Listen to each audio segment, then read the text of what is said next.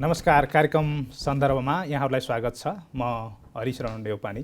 हामी आज सन्दर्भ कार्यक्रममा नेपालको सुन चाँदी बजार र आगामी दिनमा सुन बजार कस्तो हुन्छ, अहिले बजारमा एक किसिमको प्रक्षेपण आइरहेको छ। यो कोभिड-19 को कारण बढेको सुनको भाउ केही समयपछि घटेर 75,000 हाराहारी अथवा त्योभन्दा केही माथि 80,000 को हाराहारीसम्म आउन सक्ने भनेर एक किसिमको अनुमान पनि भइरहेको छ। साथसाथै मूल्य अझै बढ्न सक्ने पनि भनिएको छ। खास बजार के हो र नेपाली बजारको सुन चाँदीको कारोबारदेखि सम्पूर्ण विषयमा आज हामी चर्चा गर्नेछौँ। हामीसँग हुनुहुन्छ नेपाल सुन चाँदी व्यवसायी महासङ्घका नवनिर्वाचित अध्यक्ष माणिक रत्न साक्य। आउनुहोस्, सर्वप्रथम उहाँलाई बधाईसहित कार्यक्रममा स्वागत गरौँ। स्वागत छ यहाँलाई। हस्, धन्यवाद। तपाईँ महासङ्घको अध्यक्ष भएर आउनुभयो। सुरुमा जाउँ, अब महासङ्घलाई कसरी अगाडि लानुहुन्छ? मैले अब जुन यो हाम्रो नवनिर्वाचित टिमसँगै होइन हाम्रो साथीहरूको एउटा चाहिँ मुख्य हाम्रो चाहिँ उद्देश्य भनेर 4वटा क्षेत्रमा हामीले फोकस गरेका छौँ। सबैभन्दा प्रथम चाहिँ हामीले फोकस गर्नुपर्ने एरिया भनेको उपभोक्ताको लागि। उपभोक्ता जुन चाहिँ हामीसँग प्रत्यक्ष रूपमा कारोबारमा हामीसँग संलग्न हुनुहुन्छ र जसको काम चाहिँ गरेर हाम्रा व्यवसायहरू सबैले आफ्नो आफ्नो रोजगारी आफ्नो व्यवसाय सञ्चालन गरिराख्नु भएको छ होइन। उपभोक्ताहरूलाई सबैभन्दा पहिला गुणस्तरीय सेवा दिनु पर्यो, उहाँहरूको लगानी सुरक्षित गर्ने र त्यसको जुन किसिमको खरिद बिक्री प्रक्रियाहरू छन् त्यसलाई सहज र सरल ढङ्गले चाहिँ सञ्चालन हुन सक्ने वातावरण बनाउनको लागि हामी लाग्नु पर्यो। र त्यसपछि दोस्रो नम्बरमा भनेको त्यो गरगहनाहरू बनाउने जुन कारिगरहरू छन् हामीसँग होइन, व्यवसायहरूको माझ उनीहरू चाहिँ भित्र बसेर काम गरिरहेका हुन्छन् अनि हामीसँगै आबद्ध रहेका विभिन्न कर्मचारीहरू हुन्छन्। उहाँहरू सबैको चाहिँ रोजगारीको सुरक्षा, उहाँहरूको निश्चित चाहिँ आम्दानीको व्यवस्था र उहाँहरूलाई चाहिँ एउटा रोजगारीको आफ्नो चाहिँ नियमित रूपमा गर्न सकिने वातावरण बनाउनुको लागि चाहिँ महासङ्घले हामी अगाडि बढ्नुपर्छ भन्ने दोस्रो त्यसमा लिएको छ। र तेस्रोमा चाहिँ त्यो जुन व्यवसायीको रूपमा चाहिँ यो व्यवसायमा आबद्ध छन् स्वयं व्यवसायीहरूको हितमा उहाँहरूको व्यवसाय कसरी चाहिँ कानुनी रूपमा चाहिँ सुरक्षित बनाउने, सुनको आपूर्तिको व्यवस्थापन कसरी गर्ने, सुनको मूल्य निर्धारणको प्रक्रियालाई कसरी पारदर्शी र वैज्ञानिक बनाउने लगायतका चाहिँ व्यवसायसँग प्रत्यक्ष रूपमा सरोकार राख्ने अवस्थाहरूलाई चाहिँ हामीले सुधार गर्नको लागि आवश्यकता अनुसारले हामी चाहिँ महासङ्घ अगाडि बढ्नुपर्छ भन्ने कुरा चाहिँ हामीले तेस्रो पाटोमा लिएका छौँ। र चौथो पाटोमा चाहिँ अब नेपाल सरकारको जुन चाहिँ देशको अर्थतन्त्रलाई चलायमान गर्दै होइन राष्ट्रिय रोजगारी राष्ट्रिय चाहिँ त्यसको मुद्रा प्रदायमा चाहिँ हामीले महासङ्घ अथवा सुन चाँदीको सेक्टरबाट गर्नुपर्ने योगदान, देशको विकासको लागि राष्ट्रको निर्माणको लागि हामीले आफ्नो तर्फबाट गर्नुपर्ने योगदानहरू कसरी गर्न सकिन्छ त्यसको लागि पनि हामी महासङ्घको मार्फतबाट अगाडि बढ्ने चाहिँ हाम्रो 4वटा यो विभिन्न पाटाहरू चाहिँ बनाएर त्यो पाटोहरूमा हामी अगाडि बढ्ने चाहिँ कार्यक्रम चाहिँ छ। पछिल्लो सुन बजारतिर जाउँ। हजुर, एकदम यो मूल्य अत्याधिक बढेर कारोबार सुस्त जस्तै देखिएको छ। हजुर, 2077 साल साउन 23 गते अहिलेसम्मकै उच्च रेकर्ड नेपाली बजारको 1,03,500 रुपियाँमा बनायो। त्यस पछाडि घटेर अहिले 90,000 देखि 95,000 हाराहारीमा सुनको कारोबार देखिरहेको छ। एकातिर यो कोभिड-19 को असर भनिएको छ, त्योभन्दा अगाडि चीन र अमेरिका बीचको व्यापार युद्ध लगायत विविध कारणले सुनको मूल्य बढेको थियो र तपाईँहरूले त्यति बेला नै कारोबार गर्न नसक्ने अवस्था जति बेला भन्नुभएको थियो त्यति बेला 75,000 देखि 78,000 को जुन सुन प्रति तोलामा त्यति हुँदाखेरि नि कारोबार गाह्रो भयो भन्नुभएको थियो। अहिलेको यो बजार कस्तो भइरहेछ, अब कता जान्छ, के हुन्छ? यहाँ त 75,000 सम्ममा सुनको मूल्य फेरि ओर्लिन्छ भनिन्छ, त्यस्तो हो? अब यो दुवैतिर जान सक्छ। तपाईँको 75,000मा आउन सक्ने भन्ने पनि विभिन्न चाहिँ त्यसको फन्डामेन्टल्सहरू चाहिँ आधारहरू चाहिँ के छन् भन्नु? अब जस्तो यो कोरोनाको भ्याक्सिन अहिले आएको छ बजारमा होइन, जुन किसिमको विभिन्न देशहरूले कोरोना भ्याक्सिनहरू लगाउने चाहिँ सुरु गरिसकेको छ क्रम। त्यो क्रमसँगै चाहिँ के हुन्छ भने जुन संसारको वर्ल्ड इकोनोमी जुन छ त्यो चाहिँ पुनः चाहिँ पहिलाकै धारामा पुरानै चाहिँ नर्मल चाहिँ सिचुएसनमा जान सक्ने फर्किन सक्ने भन्ने चाहिँ एउटा एजम्सन चाहिँ छ। यदि त्यो फर्कियो भनेदेखि सुनमा जुन किसिमको एउटा सुरक्षित लगानीको लागि मान्छेले लगानी गर्ने लगानीकर्ताहरू नेपालको होइन कि अन्तर्राष्ट्रिय सेक्टरको उहाँहरूको लगानी चाहिँ पुनः अरू चाहिँ उद्योग व्यवसाय व्यापार र अरू चाहिँ होइन त्यसमा चाहिँ फर्किन सक्ने चाहिँ सम्भावना रहेकोले गर्दाखेरि सुनको भाउ घट्न सक्छ भन्ने एउटा चाहिँ प्रक्षेपण त्यहाँनिर पनि छ। तर फेरि ठ्याक्कै त्यसको उल्टो सोच्नेहरू पनि छ। त्यो किन छ भने त्यसको पनि फेरि फन्डामेन्टलहरू त्यतिकै चाहिँ स्ट्रङ चाहिँ देखिन्छ, सुनको भाउ बढ्न सक्ने सम्भावना। के भन्छ यसमा चाहिँ अब यो कोरोनाको एउटा चाहिँ जुन महामारीको एउटा यसको निर्मूलीकरण हुन सक्ने एउटा पाटो रह्यो। अर्को पाटो चाहिँ के छ भने संसारकै इकोनोमीमा ठुलो मन्दी आएको अवस्था छ है। नेपाल हाम्रो चाहिँ अन्तर्राष्ट्रिय बजारहरूमा हेऱ्यो भने युरोपमा चाहिँ धेरै ठुलो मन्दी देखिएको छ। त्यस्तै चाहिँ अमेरिकाले पनि अब जुन किसिमको एउटा रिजर्भ करेन्सीको रूपमा अमेरिकन डलरलाई संसारभरि नै मान्यता दिइरहेको सन्दर्भमा अहिले आएर अमेरिकाले चाहिँ त्यो जुन यो कोरोनाकै कारणले गर्दाखेरि ट्रिलियन्स अफ डलर चाहिँ उनीहरूले यो स्टिमुलस प्याकेजको रूपमा उनीहरूले आफ्नो नागरिकहरूलाई चाहिँ उनीहरूको खाता पहिला त $1200 राखिदिएका थिए। अब फेरि यो जो बाइडेन चाहिँ नयाँ राष्ट्रपति आइसक्नु भएपछि उहाँले फेरि $1400 राख्ने र $1.9 ट्रिलियन को चाहिँ स्टिमुलस प्याकेज अहिले भर्खरै चाहिँ काङ्ग्रेसबाट पास गराउने चाहिँ उहाँको आएको छ। अनि त्यसले पनि के गर्छ भने अमेरिकन इकोनोमीलाई बुस्ट गर्नको लागि जुन उहाँले डेप्टहरू बोरो गर्नुहुन्छ नि पैसा, त्यो पैसाको कारणले अमेरिकन इकोनोमी फेरि चाहिँ अझ तल खस्किन सक्ने र यो अमेरिकन डलर चाहिँ जुन एउटा वर्ल्ड रिजर्भ करेन्सीको रूपमा संसारभरि चाहिँ प्रचलनमा रहेको छ त्यसप्रतिको विश्वसनीयता क्रमशः कम हुँदै जान सक्ने र यो ट्रिलियन्स अफ डलर चाहिँ स्टिमुलसमा चाहिँ बोरो गरेर लिँदाखेरि अमेरिकामा जुन चाहिँ यो रिजर्भ ब्याङ्कले चाहिँ जुन दिने ब्याज दर छ त्यो अझ तल आउन सक्ने भन्ने कुरा चाहिँ छ। त्यसको मतलब चाहिँ के छ भने अहिले 0.25% मात्रै ब्याज दिइराखेको छ, त्यो चाहिँ 0%मा र त्योभन्दा पनि तल नेगेटिभ ब्याज दर लागू हुन सक्ने अथवा चाहिँ तपाईँले ब्याङ्कमा पैसा राख्नुभयो भने उल्टो तपाईँले चाहिँ ब्याङ्कलाई पैसा तिर्नुपर्ने अवस्था समेत आउन सक्ने भन्ने कुरा चाहिँ आइरहेको छ। अब यदि त्यो सिचुएसनमा अमेरिकन इकोनोमी गयो भनेदेखि त्यसले इम्प्याक्ट कहाँनिर पार्छ भन्दाखेरि सेयर मार्केट चाहिँ अहिले जुन बुम भइरहेछ अमेरिकाको सेयर मार्केट, त्यो सेयर मार्केट चाहिँ क्र्यास हुन सक्ने सम्भावना छ र त्यसको अल्टिमेटली सुनको चाहिँ लगानी सुनमा डाइभर्ट भएर त्यसो भयो भने सुनको मूल्य कहाँसम्म एकदम बढ्न सक्छ। यहाँ अब इन्टरनेसनल जुन चाहिँ यो चाहिँ विज्ञहरूको चाहिँ जुन अनुमान छ त्यसमा त $2500 यो चाहिँ यो 2021 को पहिलो क्वार्टरमा $2500 पुग्न सक्छ भन्ने कुरा चाहिँ छ। अब अहिले चाहिँ हाम्रो 1800 चान्चुन 1820-25 को आधारले आज चलिराखेको छ भन्दाखेरि यो जुन सिचुएसन छ त्यो चाहिँ हामीले चाहिँ अब यस्तै नै हुन्छ भनेर भन्न सक्ने अवस्था अन्तर्राष्ट्रिय त अहिलेसम्मको 2100 समथिङ हाराहारीमा मात्रै पुगेको छ। $2182 सम्म पुगेको छ। हजुर 2100 को हाराहारी पुगिसक्यो हो। 2500 पुग्दा त धेरै माथि पुग्यो। नेपाली बजारमा पनि 1,50,000 तिर पुग्यो अनुमान चाहिँ गरिएको छ। हजुर त्यो हुन सक्ने अनुमान चाहिँ गरिएको छ। जस्तो अघिल्लो विश्लेषण जाउँ न, मान्छेहरूले जब कोरोना भ्याक्सिन पत्ता लगाएपछि सुनको मूल्य गर्छन्, यदि मूल्य घट्यो भने कतिसम्म आउला? अब यो चाहिँ के छ भने अलिकति हाइपोथेटिकल कुराहरू होइन। यस्तो अनुमानहरू चाहिँ के हुन्छ भने यसले बजारलाई अलिकति चाहिँ स्पेकुलेसनतिर लिएर जान्छ होइन। हुन त नेपालमा सुनमा धेरै लगानी गर्ने त्यस्तो चाहिँ छैन प्रचलन, तर अन्तर्राष्ट्रिय बजारमा यस्तो स्पेकुलेसन चाहिँ गर्ने र त्यसमा लगानी गर्ने मान्छेहरूको धेरै ठुलो जमात हुन्छ है। कुनै एउटा त्यस्तो चाहिँ सानो एउटा के भन्छ त्यसलाई इन्फर्मेसनले पनि त्यहाँ ठुलो चाहिँ होइन लगानी। मैले किन सोधेँ भने तपाईँ अब 37 वर्ष भइसक्यो सुन क्षेत्रमा कारोबार गर्नु हजुर होइन। जस्तो अनुमान गर्नेहरूको भनाइ हजुर सुन्दाखेरि कता आइपुगेला? 75,000 हाराहारी झर्छ? अब 75 चाहिँ मेरो विचारमा गाह्रो छ, त्यतिसम्म आउन चाहिँ गाह्रो छ, आउन सक्ला जस्तो मलाई लाग्दैन। किनभने जुन किसिमको यो कोरोनाकै कारणले पनि चाहिँ तपाईँको यो जुन भ्याक्सिन पत्ता लागेर बजार चाहिँ अन्तर्राष्ट्रिय इकोनोमी चाहिँ सामान्यकरणतर्फ जान सक्ने भन्ने सम्भावनामा त्यो प्रक्षेपण आएको हो। तर त्यो आइहाले पनि मलाई के लाग्छ भने मेरो पर्सनल विचारमा इन्फ्लेसन एउटा ठुलो चिज छ कि जसले चाहिँ हाम्रो इकोनोमीमा हाम्रो चाहिँ सम्पूर्ण मान्छेको जीवन स्तरमा त्यसले चाहिँ प्रत्यक्ष रूपमा प्रभाव पारिरहेको हुन्छ। अब एउटा इमेजिन गरौँ न, हामीले आजभन्दा 15-20 वर्ष अगाडि एक रोपनी जग्गा चाहिँ 20 लाख रुपियाँमा पाइन्थ्यो काठमाडौँमै होइन।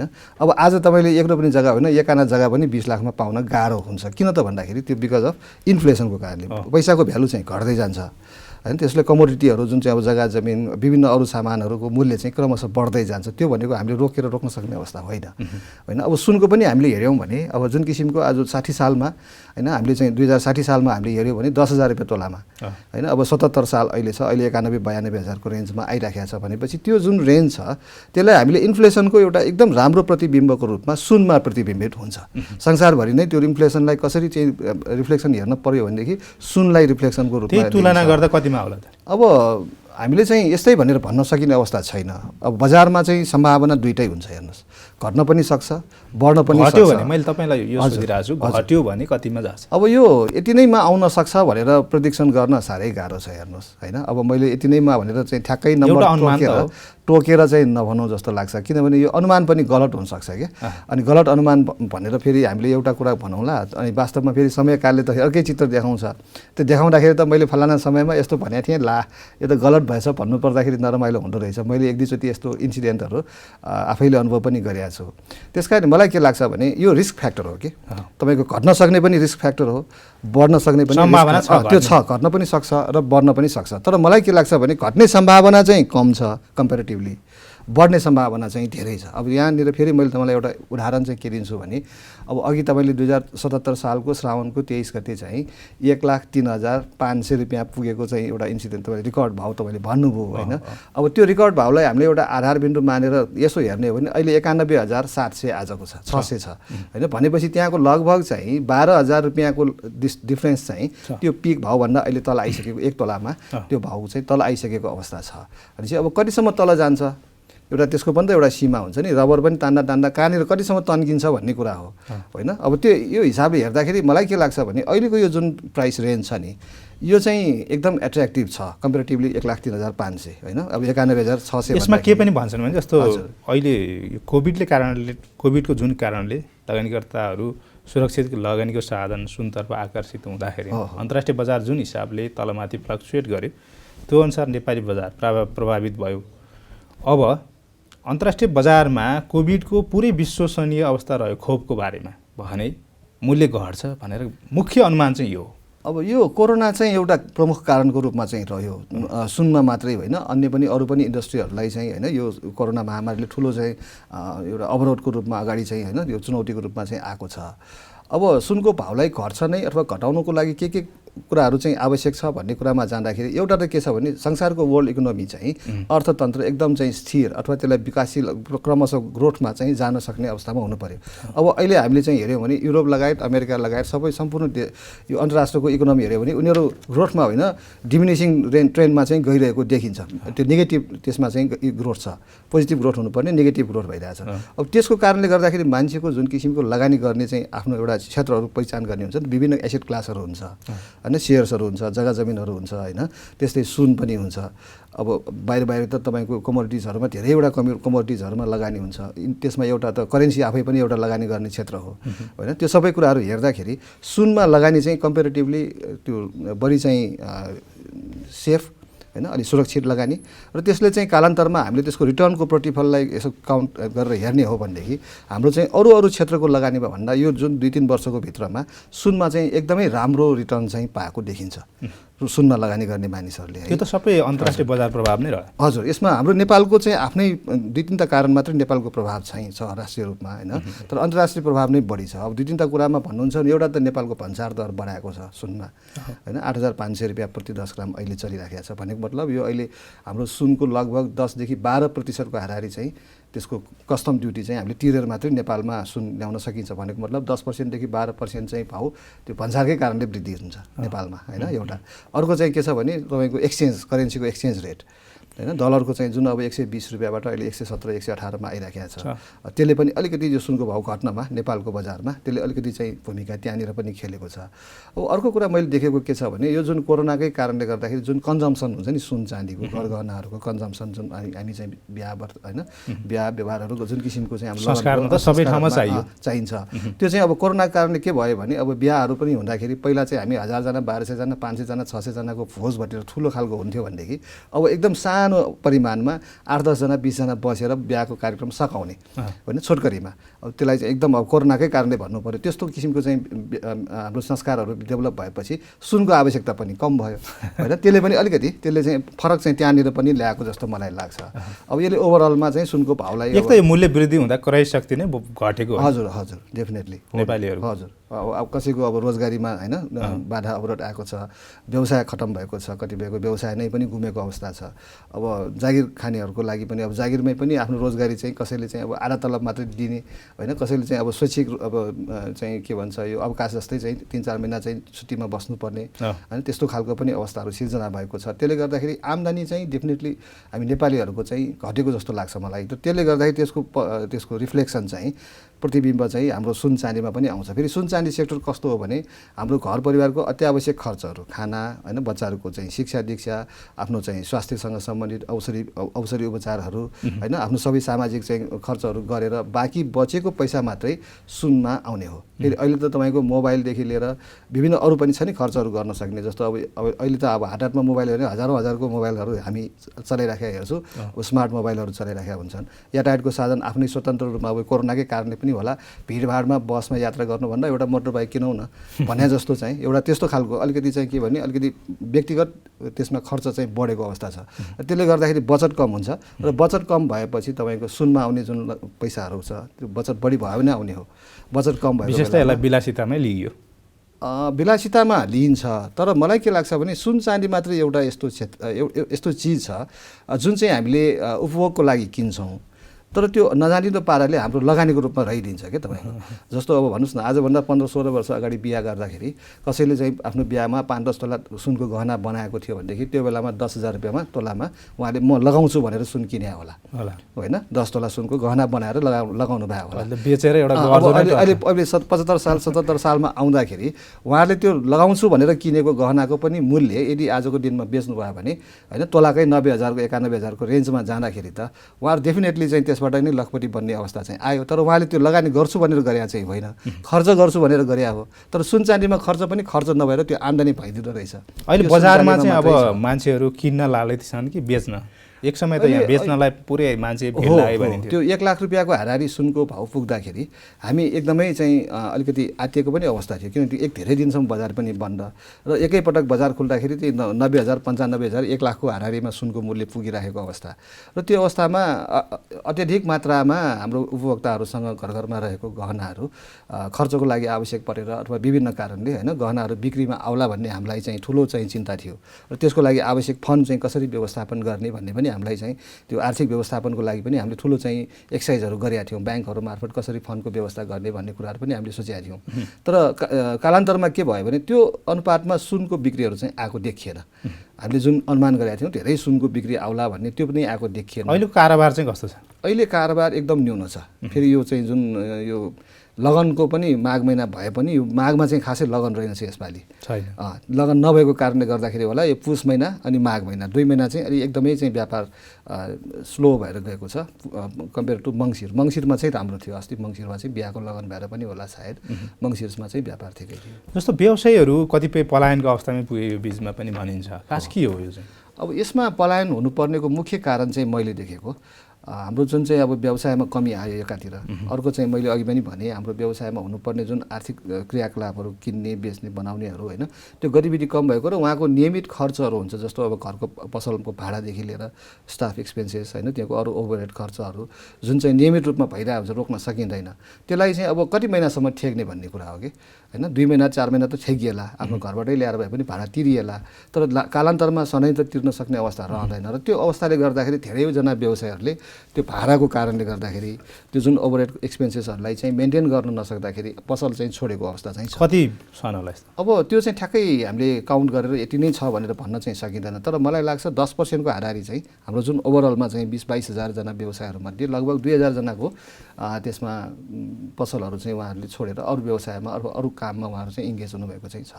जस्तो पहिला तपाईँहरूले यो सहज अवस्था रहँदाखेरि सुन चाहिँ हामीलाई पुगेन, दैनिक रूपमा सरकारले दिने सुन पुगेन भन्नुभएको थियो। अहिले के छ यसको अवस्था?